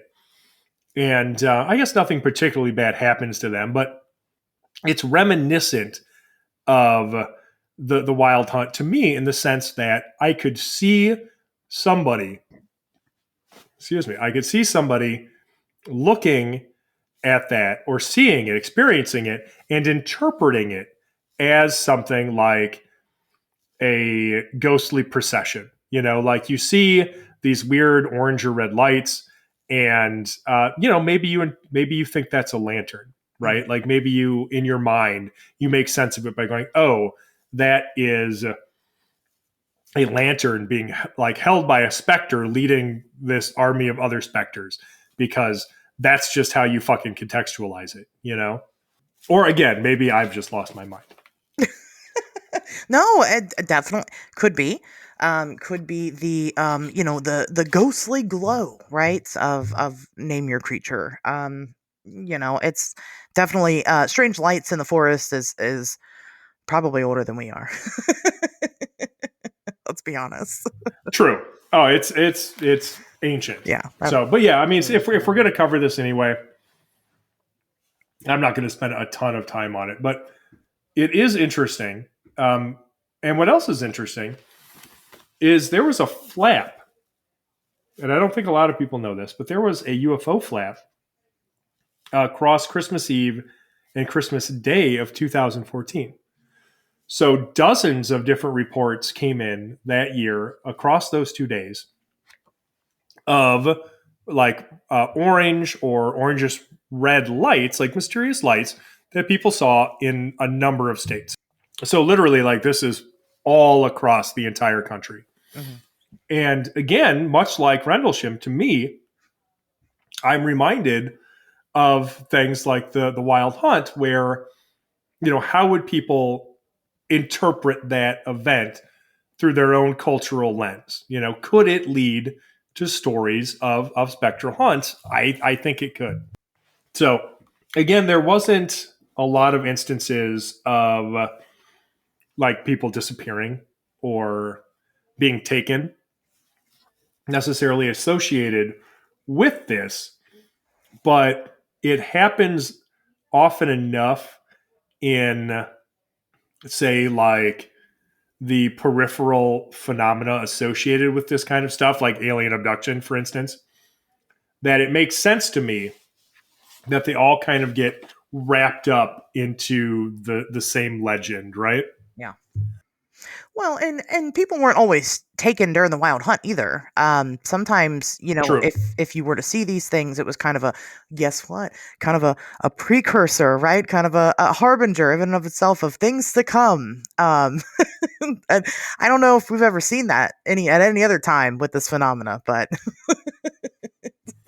I have not. No, certainly never. It's totally a weird thing that we don't do anymore. Yeah, exactly. I mean, even still, even where people aren't abducted, it still has those, wild hunts overtones. I want to kind of, Well, I didn't know if no. I think that was you said you had 3 that you were sharing those instances because I wanted to kind of touch on like Hmm. Christmas itself. Like what is there something particularly special about this time of year where these things are happening? I mean, Sure. it happens. It just happens every time of year, right? All the time. But is Christmas itself particularly magical? I guess is what I'm getting at. I don't know. I would. I mean, we all want to believe it is, and that's fine. Whatever gets you through the day, right? Sure. But I think primarily probably what we're looking at, because like the wild hunt and these types of phenomena, they don't just happen this time of year, you know. Mhm. Right. In fact, they are reported year round. Even the wild hunt in folklore sometimes would be said to occur in the summertime, right? But what I think we have here in the wintertime is a tradition of storytelling Yes. where people are cooped up. It's dark. It gets dark real early and gets light real late in the morning. So it's dark most of the time and it's cold as shit. And so you find yourself inside around a fire. And what else is there to do, prior to television and radio than tell stories? And so that's what people did. And out of those stories arose these holiday legends and traditions. So I think that's why, more than anything, it's associated with this time of year. Although you can't rule out the association with like weather and the wild hunt too. I mean, like a good winter storm has certainly contributed to this legend. People talk about the howling of wind. It can't all be UFOs, right? And so like that certainly could have compounded it, So in addition to all of the weird anomalous stuff, there's some natural stuff that happens this time of year that it makes sense for people to associate with those stories as well, right? So it's a combination of factors, but it almost certainly isn't that like this time of year you're more likely to get abducted or whatever. At least not that we know of. I don't think there's even enough data. Well, maybe there is now, but that's pretty recent, I feel like. Yeah, right. Like in the past 40 years, maybe. But I agree. And, we do the storytelling thing even now. That's why we like Christmas movies at Christmas time. Oh, yeah. It's just so ingrained in us to do that now. I mean, that's just our, that's become our thing, and that's okay. I heard somebody referred to the wild hunt as a ghost tornado. I love that. Ghost tornado. That's gonna be my wrestling name. That's a good one. Yeah, ghost tornado. You're gonna have your special move, the spinner. Absolutely. That's where I just like spin around real fast like a toddler, and then I get dizzy and fall down. Yep, you fall down on top of them, and you can't get up because you're too dizzy. Yeah, so that's how I get the pin. Ghost tornado. I thought, I like that. But of course that's Nice. attributed with those winds, right? Those howling winds, and that makes Sure. perfect sense. No, I agree. Some people, like you said, we all like to believe Christmas is magical, and that's fine. I'm going to believe that because I can, and it's a choice I'm making. And if you believe it, then obviously it's true, right? It's true for you, and that's okay. I want to talk about. I want because it is a Christmas episode. It's also a New Year's episode, so I have another bit that we're gonna do. But okay. I do want you to share at least one Santa sighting. Oh, you want a Santa sighting? Yeah, Okay. Completely unrelated, but I think that's a really nice gift to our listeners. No, let's do it. Yeah, I've got a good one right here. So this came to me from Haley Pierce, who told me about how when she was just a kid, she had stepped outside of the Christmas Eve service at her local church in Lancaster, Ohio, only to see what appeared to be a sleigh pulled by reindeer flying overhead. So, I was able to talk to her directly about this. And it was Christmas Eve. She was out there by herself. She rushed out because she was in a hurry to get home because she wanted to be able to go to bed and wake up and get her fucking presents like we all did when we were kids. And so after the church service, she rushes outside like ahead of everybody. And so she's standing out there by herself and she sees this light in the sky, right? And she looks at it and she sees what she can only describe as Santa's sleigh. Like she said, it looked just like it does in every movie. She said it was pulled by reindeer and that it left a trail of glowing glitter behind it that faded quickly. So look, I know how that sounds, but I also don't believe for a second that this is something that Haley is making up. I don't know what she saw. I don't know what she experienced, but I have no evidence currently to support the hypothesis that what she is saying is not authentic to her experience, right?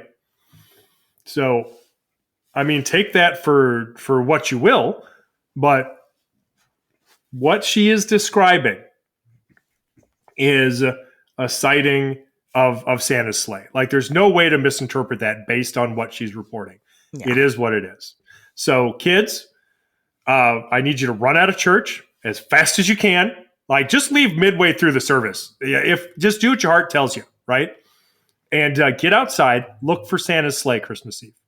Yeah, because you just might see it. I'm just saying, if you believe that Whitley Strieber got his butthole stretched by a couple of aliens, then why can't you believe that Haley saw Santa like that? Sure. Why not? Yeah. Right. I've never really espoused any particular belief about Whitley Strieber's butthole, but and I generally, like I've said a million times before, I try to avoid belief when it comes to this stuff. Like things either exist or they don't, Sure. And if they do, they don't need me to fucking believe in them. Right. But what are you going to do? You going to look at Santa and tell him he's not real? I dare you. Yeah. Right. No, it's true though. Like reality is what you trip over in the dark, like it doesn't need you to believe in it. It doesn't even need you to know it's there.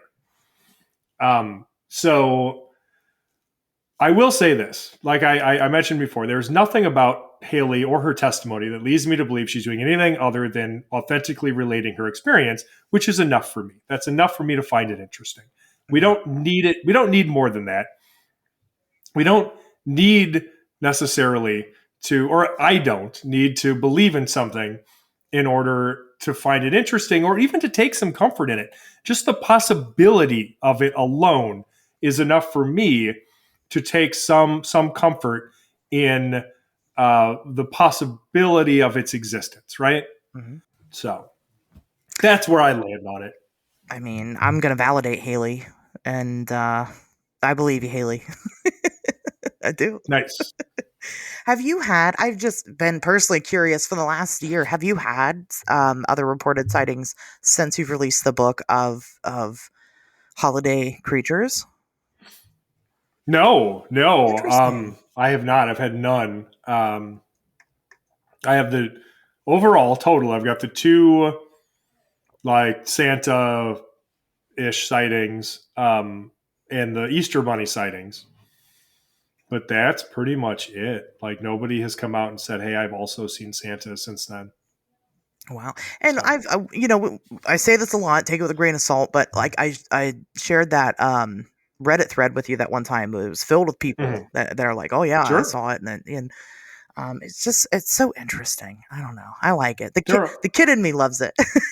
Of course. We all want to believe that, right? There are a lot of anonymous sightings that you can find online, but very few like verified, credible ones. Yeah. There's a bunch of anonymous ones that I've included in like the Yuletide Guide to High Strangeness. But I have to say up front, like, look, none of these were really verified. I don't know. I've got the handful of ones that were reported to me directly where I was able to speak with someone, so I can vouch for those, but I can't vouch for anything else. Yeah, sure. Well, and like you said, what does it matter anyway? What you personally believe or whatever. No, I think they're fun. I think they're a lot of fun. Okay, so before I ask for your final thoughts on the Wild Hunt, if you have any at this point. Sure, if I can get them out. Geez, this speaking is difficult at this point. Good God, it's okay. We'll wrap it up.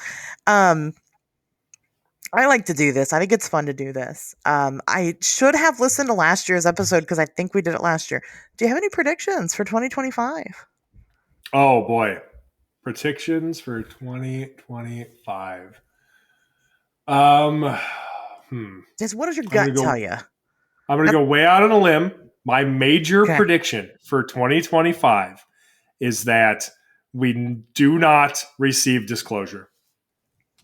Ooh, yeah. A lot of people mad with that one. No, I mean, it is what it is. And 2026, guess what? I got a prediction for that. We also don't receive disclosure. Ooh. You want to know what I predict for 2027? Oh, no. Don't tell me. Same thing. Yeah. Just forever. It just goes on forever. Every year. Infinitely. Infinite disclosure. I mean, not from the government, anyway. No, not from the future is doom and gloom, according to Tobias Whalen. I don't see those things as necessarily being tied together. Like, why does it have to be doom and gloom? Just because the government isn't telling us something they probably don't even know. No, I agree with that. Yeah, it's fine. Yeah, and we talk about this enough. If it happens, it won't be from the government. Yes. No, not going to happen that way. It'll be because we're just invaded one day. It'll be great. And there's not going to be any secrets leading up to it. They're just going to show up one day. And I'm not saying that that's going to happen next year because I don't think it will. But I think they will just show up one day and be like, what's up? We're here. Probably after we all kill ourselves, from not taking care of our planet and stuff. Maybe. I think likelier than that is we will detect something totally mundane and boring from another planet, like radio signals or something. And it'll be so far away that we can't even communicate with them. So we'll have some sort of vague idea that there's probably that there's life on this planet, but there's just not a whole fucking lot we can do about it. And that'll be it. That'd be so sad. I mean, the universe does not care if we find the narrative entertaining. Like, existence just is what it is, Yeah, we don't live in a movie, right? That's very true. No, you're right about that, man. I don't know what's worse, though, like thinking that we're alone in the universe or knowing that we're not, but we can't talk to each other. I mean, maybe we could, but it would be like, it takes however many decades to get a message there and then that many to get it back. So it would be like this generational kind of communication. I think that's probably likely. I'm gonna make some predictions. Prediction number 1. Earlier this year, it was announced that there is another Bigfoot DNA study happening. I'm going to predict that the DNA study is not going to find much out.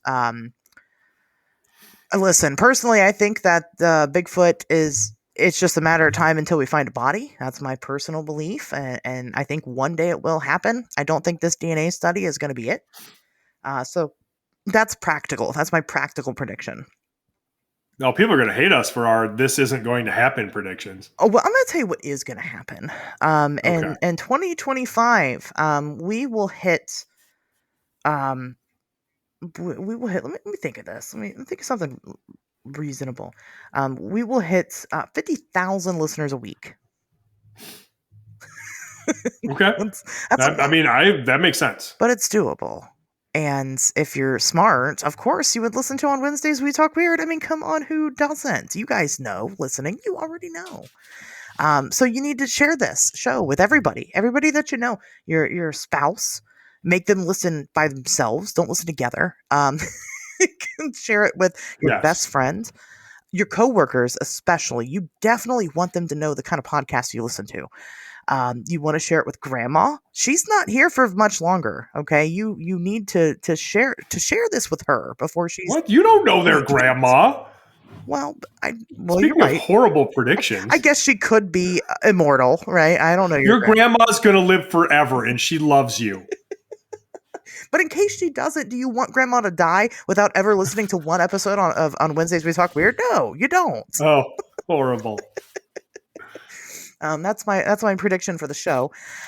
Great. And just to kind of sprinkle it on there, a little bit. I want to take a second to, of course, practice gratitude. It's the season for that. It's I like to tell you guys I love you a lot, but I would be an asshole if I didn't during Christmas. Like, that would be really fucked up. So, thank you guys for listening to the show, coming week after. We wouldn't do this if you didn't keep coming here. It's true. The fact that, if there was even just one person, I would still do it for you, one person. So imagine that you're that one person, listener, and I'm talking to you. Definitely appreciate the heck out of you for coming and listening and, being curious about these topics. It can be tough sometimes, being honest about things. But we're always going to deliver that here. And maybe that's why you like us and you come back week after week. Maybe you enjoy that shit, and I appreciate it. I know they would have to. There's no other reason to listen to this show. Unless they love that. Well, no, I agree. But the made up stories are fun. It would be so fun if we came on here and told you guys that the drones is an alien takeover and this, that, and the other. I get it. But we're not going to do that because we genuinely believe that there is weird stuff happening, and that's not going to get us anywhere to make shit up. So we're going to go into 2025 still not doing that. Correct. Not making shit up. Yes. Well, and the best way to support, in addition to listening, our continued efforts to not make shit up is, of course, to subscribe to our Patreon at patreon.com/Wednesdays Talk. Absolutely. And we're going to keep good on our promise. I know we've been talking about beefing up the Patreon. It's been hectic for everybody. But we really are going to give you guys something great, and even more reason to continue listening. We're going to put your money where our mouth is. Yes, I will eat your money. We will consume it for our Christmas feast. Tobias, do you have any final thoughts on anything? Oh, boy. I have one more prediction, and that is we see an uptick in Loch Ness Monster sighting reports as a result of the work of Loch Ness exploration. Yes. I'll be honest, that's ballsy. I think that's ballsy. Yeah, I'm going to go there. I'm going way out on a limb for that one, but I believe in them. And, if you listen to the podcast, I don't believe in much.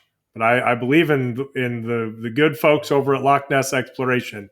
They're going to deliver some Loch Ness monster sighting reports through their own work and through the popularity of that and outreach to other witnesses. So, wow. All right.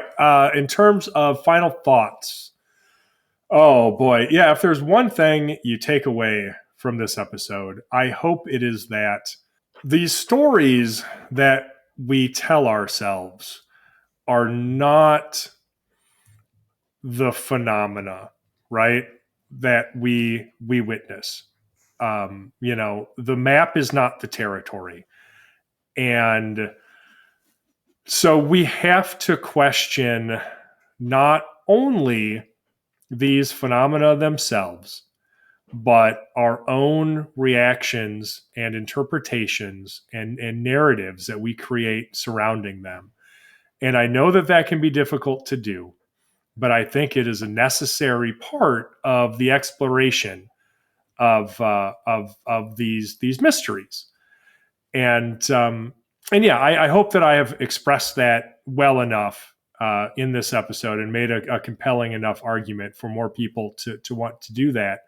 But like I said, fundamentally, we are as dumb now in 2024 as people were in the year, 1000.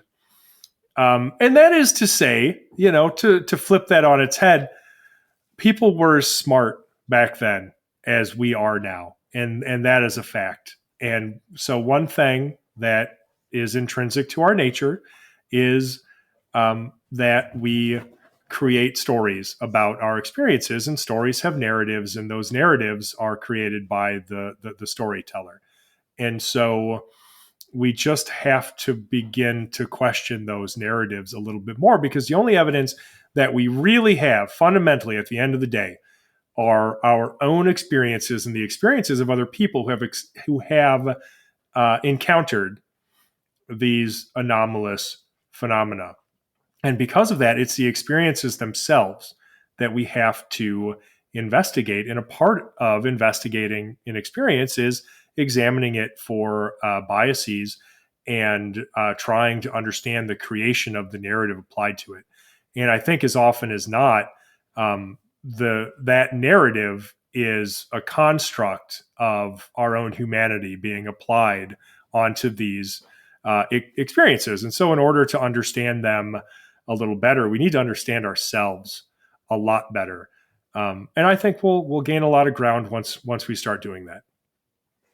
Yeah, I want to say I think the Wild Hunt is great historical anecdotal evidence that people have been seeing weird shit in the sky for as long as we have been here. People have been seeing weird Yeah. shit crawl out of the ground for as long as we've been here. What that is, we don't know. But people are seeing it. Yeah, agreed. And then trying to come up with some cool explanation for what it is. We're not doing anything new here. But either way, weird shit's happening, and I'm here for it. So, Me too. With that being said, guys, I hope you're here for it too. I hope you get into more weird shit here in 2025. Of course, I hope you have a happy holiday, a very Merry Christmas, and don't forget to look up on Christmas Eve. You might see something familiar. So, with that being said, we'll see you guys back here next year.